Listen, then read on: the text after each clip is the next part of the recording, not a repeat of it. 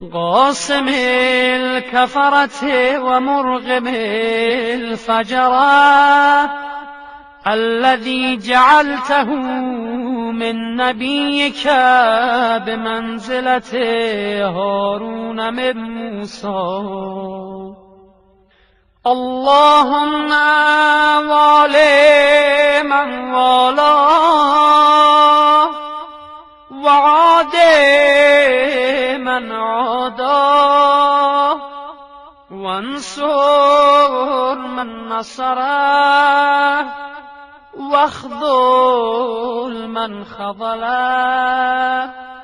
والعن من نصب له من الأولين والآخرين وصل عليه أفضل ما صليت على أحد